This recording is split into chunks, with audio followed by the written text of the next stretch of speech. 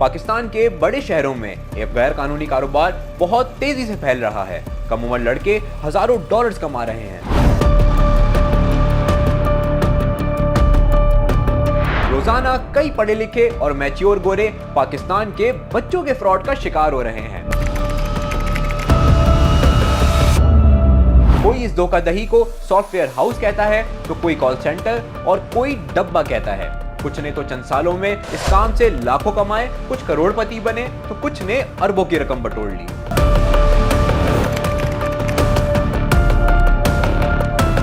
Call centre का गैर कानूनी काम और फ्रॉड मुताल्लिका इदारों की कार्रवाइयों के बावजूद क्यों तेजी से फैल रहा है?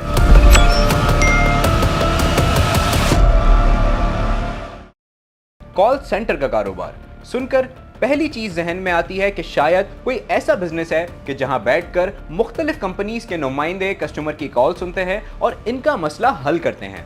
लेकिन कॉल सेंटर का काम जितना सिंपल सुनने में लगता है इतना है नहीं। अक्सर आपने कॉल सेंटर के कारोबार और इसके फ्रॉड की खबरें मीडिया में जीनत बनती देखी होंगी। चलें मैं आपको बताता हूं कि कॉल सेंटर आखिर किस बला का नाम है। क्या ये सारे गैर कानूनी होते हैं, और अगर कानूनी होते हैं तो किस तरह काम करते हैं?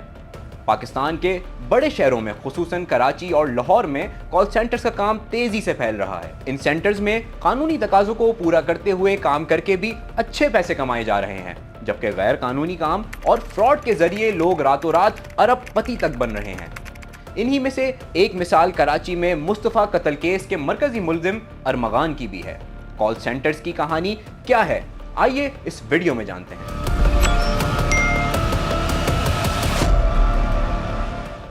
Late 2000s and early 2010s में जब पाकिस्तान में टेक्नोलॉजी का बूम आ रहा था तो इंटरनेशनल कंपनीज़, बड़ी कंपनीज़ जैसे वॉलमार्ट, अमेज़ॉन, टारगेट, इस टाइप के जो स्टोर्स हैं जिनको यूएस में जो वर्कफोर्स होती है वो बहुत ज़्यादा महंगी पड़ती है, पाकिस्तान में वही वर्कफोर्स जो है वो बहुत ज़्यादा सस्ती पड़ जाती है और इवन बेटर। होता क्या है कि वो अपने बैक ऑफिस के जो ऑपरेशंस हैं वो पाकिस्तान में आउटसोर्स कर देते हैं।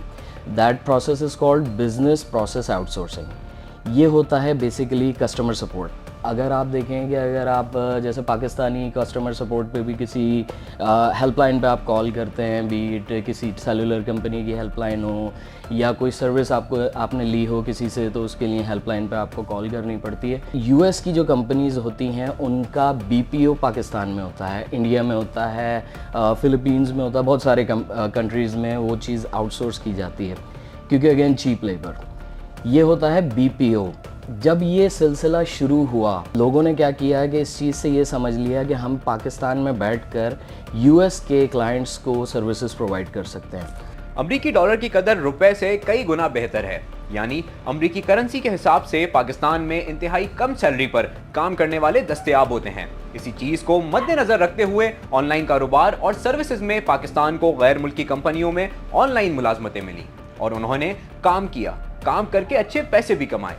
फिर कुछ ने सोचा क्यों ना अपनी कंपनी बनाई जाए और रजिस्ट्रेशन बाहर मुल्क में करवाकर पाकिस्तान में बैठकर सर्विसेज फराहम करें। यह काम भी मुनाफा बख्श रहा, जहां लोगों ने अपनी सलाहियतों का इस्तेमाल करते हुए वेबसाइट्स, एप्लीकेशंस और दीगर सर्विसेज फराहम करके पैसे कमाए। वहीं इसी दौरान फ्रॉडियों के दिमाग ने काम करना शुरू किया कि जब हम पर ऑनलाइन इतना भरोसा किया जा रहा है तो क्यों ना बाहर मुल्क में बैठे क्लाइंट के इस भरोसे का गलत फायदा उठाया जाए और इनसे फ्रॉड करके पैसे बटोरे जाएं। फिर पाकिस्तानियों ने इस सर्विस में लूप होल्स ढूंढे, कभी क्लाइंट्स को मिसगाइड करके जाल में फंसाया तो कभी इनके फाइनेंशियल और पर्सनल इंफॉर्मेशन का मिसयूज करके इनसे पैसे बटोरे और ये सिलसिला तेजी से फैलता गया। सॉफ्टवेयर हाउसेज में क्या होता है, हम किसी ऑफशोर कंपनी, मतलब किसी US based company, Canada based company या ऑस्ट्रेलिया और व्हाटएवर, उसके लिए काम नहीं कर रहे होते। हमारी अपनी कंपनी होती है, हम लोग उसको रजिस्टर यूएस में करवाते हैं एज एन एलएलसी या किसी भी कंट्री में हम लोग इसको रजिस्टर करवाते हैं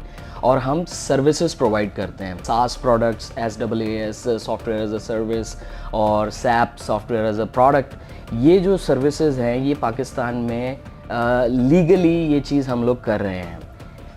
जहाँ पे बात आती है, जैसे आपने मेंशन किया अरमगान वाला केस, ये जो चल रहा है, कॉल सेंटर को बहुत ज़्यादा बदनाम किया जा रहा है, तो उसका एक दूसरा एस्पेक्ट है। जब लोगों को ये चीज़ समझ में आ गई कि एक सिंपल सॉफ्टवेयर ख़रीदने से, जिसे डायलर कहते हैं या सॉफ्ट फ़ोन कहते हैं, वो अगर आप ले लेते हैं $10 पर मंथ, $9 पर मंथ, या अगर आप एनुअली चले जाएं तो $100-150 पर एनम के हिसाब से आपको मिल जाता है। उसमें लोग क्या करते हैं, वो ख़रीद के लोगों को स्कैम करते हैं। आपने इस केस के अंदर बहुत बार एक वर्ड सुना होगा, डब्बा। मैं आपको एक्सप्लेन करता हूँ। ये एक बेसिकली जो टर्म हम यूज़ कर रहे हैं, डब्बा, ये स्कैम को उर्दू में सिंप्लीफाई करने के लिए यूज़ कर लिया गया।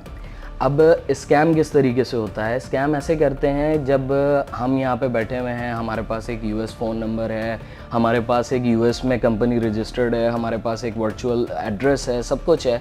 तो हम लोग क्या करते हैं, हम कुछ सर्विसेज प्रोवाइड करते हैं, और कुछ नाम नेहाद कॉल सेंटर्स क्या करते हैं, लोगों को एक्चुअल बैक ऑफिस की सर्विसेज प्रोवाइड करते हुए उनकी कॉन्टैक्ट डिटेल्स और उनकी जो फाइनेंशियल डिटेल्स होती हैं वो ले लेते हैं, कॉपी कर लेते हैं, उनकी क्रेडिट कार्ड इन्फॉर्मेशन, उनका CVV कोड, जिसको वो बाद में यूज़ करते हैं on a 2D point of sales device, जिसमें वो क्या होता है कि वो उस शख्स की, जैसे फॉर एग्जांपल मैं एक पापा जॉन्स पिज़्ज़ा का रिप्रेजेंटेटिव हूँ, मैं ऑर्डर लेने के लिए बैठा हूँ, मेरे पास कॉल आई, hello my name is Joseph, how can I help you.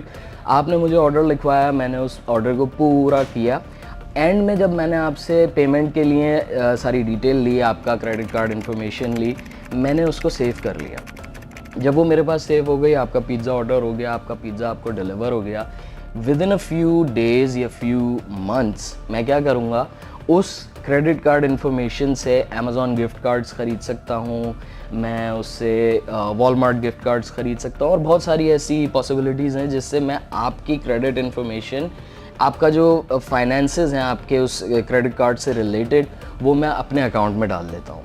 Call centres में फ्रॉड करने वाले पहले सर्च इंजन ऑप्टिमाइजेशन का इस्तेमाल करके मुख्तलिफ वेबसाइट्स की टॉप सर्च में शामिल होते हैं। इनकी हाई रेटिंग देखकर गैर मुल्की क्लाइंट बासानी इन्हें मिल जाता है, और फिर जब इन पर क्लाइंट ट्रस्ट करता है तो वो इसे अपना शिकार बना लेते हैं। गोरों में ये होता है कि गोरा काम होने से पहले पैसा देने के ऊपर राज़ी होता है, क्योंकि उनके पास ऑप्शन है चार्जबैक का। चार्जबैक एक ऐसी चीज़ है जो क्रेडिट कार्ड कंपनीज़ और ये डेबिट कार्ड कंपनीज़ या बैंक्स आपको प्रोवाइड करते हैं। अगर आपसे मैंने कोई चीज़ ख़रीदी है और आपने वो मुझे दी चीज़, लेकिन वो फॉल्टी थी या उसके अंदर वो चीज़ नहीं निकली जो मैंने मांगी थी, फॉर एग्ज़ाम्पल अमेज़ॉन या किसी बड़ी कंपनी का अगर हम नाम लें, हम अगर वहाँ से कुछ ऑर्डर करते हैं और वो हमारे पास आ जाती है, अगर वो डैमेज्ड आती है, आप क्लेम करेंगे तो वो आपको रिफ़ंड भी कर देते हैं और आपको वो सही चीज़ भी भेज देते हैं। पाकिस्तान में ऑन दी अदर हैंड ऐसा कुछ नहीं हो रहा। आपका पैसा आप तभी देते हो जब आपको आपकी चीज़ सही मिल जाती है, वहाँ पे पैसा सेव है। That's why they are an easy target, और उन लोगों को बेवकूफ़ बनाना भी बहुत आसान है, मैं ये वर्ड यूज़ कर गया, लेकिन उसका रीज़न ये है कि वहाँ पे सच चलता है। वो लोग वर्ड ऑफ माउथ के ऊपर बहुत यकीन करते हैं। अगर मेरी एक कंपनी है जिसके गूगल पे रिव्यूज़ पॉजिटिव हैं, भले मैं एक स्कैमर हूँ, तो मेरे पास और क्लाइंट्स आते रहेंगे। इन गैर कानूनी कॉल सेंटर्स के जरिए 16 साल से लेकर 32 साल की उम्र के लड़के महाना हज़ारों डॉलर्स का फ्रॉड कर रहे हैं, और ये रेवेन्यू मुल्क में नहीं बल्कि ऑफशोर कंपनियों में जा रहा है। FIA साइबर क्राइम विंग इनके खिलाफ घेरा तंग करके कार्रवाइयां कर रहा है, लेकिन इसके बावजूद इन कॉल सेंटर्स की तादाद बढ़ रही है और इनके मुनाफे से मुल्क की मईशत को कोई फायदा नहीं हो रहा। छोटे छोटे से सॉफ्टवेयर हाउसेज या कॉल सेंटर्स में बच्चे जो बैठे हुए हैं, 18 साल से लेकर 30-32 साल की उम्र तक के लड़के जो कि इंग्लिश बोलते हैं, एक एवरेज अगर मैं आपको बताऊं तो $30,000 हज़ार पर मंथ के हिसाब से ये इलेजिटिमेट या ये इलीगल जो कॉल सेंटर्स हैं ये पैसा कमा रहे हैं, फ्रॉड कर रहे हैं। पाकिस्तान में कोई रेगुलेटरी अथॉरिटी क्योंकि नहीं है इस लेवल पे काम करने के लिए, तो अगर इसको रेगुलेट कर दिया जाए, कोई इदारा इसके हवाले से बना दिया जाए जो इस चीज़ को मॉनिटर करे कि कौन लीगल काम कर रहा है, कौन इलीगल काम कर रहा है, तो ये पाकिस्तान का रेवेन्यू जनरेशन का एक बहुत ज़बरदस्त ज़रिया हो सकता है। स्कैम करने से वो पैसा तो आ रहा है, लेकिन वो फिर पाकिस्तान में नहीं आ रहा होता, फिर वो ऑफशोर कंपनीज़ में जा रहा होता है और उल्टा पाकिस्तान का नुकसान हो रहा होता है। अगर इसकी कोई रेगुलेटरी बॉडी बन जाए जो कि हर सॉफ्टवेयर हाउस के ऊपर मॉनिटरिंग करे और देखे कि ये किस तर्ज पे काम कर रहे हैं, क्या ये लीगल कर रहे हैं, क्या ये इलीगल कर रहे हैं। इवन दो कंपनीज रजिस्टर्ड होती हैं SECP में भी, टैक्स भी फाइल कर रही होती हैं FBR के थ्रू, बट स्टिल उनके पास कोई ना कोई डिपार्टमेंट ऐसा होता है जिसमें वो ये वाली चीज़ को अब्यूज़ कर जाते हैं क्योंकि चेक एंड बैलेंस नहीं है। इस चीज़ पे अगर गवर्नमेंट फोकस करे और एक डिपार्टमेंट इस चीज़ के लिए बना दिया जाए जिसमें ज़्यादा मैं नहीं समझता ज़्यादा टैक्स हैवी लोगों की ज़रूरत पड़ेगी। ये सिंपल सी चीज़ें हैं कि आपको समझ में आ जाएगा, जो चीज़ पैसे डिज़र्व करती है उस चीज़ के पैसे दें और लोगों को काम करने दें। कॉल सेंटर स्कैम मुताल्लिका इदारों के लिए शायद इसलिए भी एक मुश्किल चैलेंज है क्योंकि ये किसी भी इलाके में, किसी भी घर में या किसी भी नामालूम इमारत में कायम किया जा सकता है। लेकिन अगर कोई एक ऐसी रेगुलेटरी अथॉरिटी बना दी जाए जो लीगल कॉल सेंटर्स को कानूनी तकाज़ों पर पाबंद करे और जाली कॉल सेंटर्स के खिलाफ कार्रवाइयां करे, तो शायद ये मुल्क में रेवेन्यू लाने का एक आसान जरिया बन सकता है।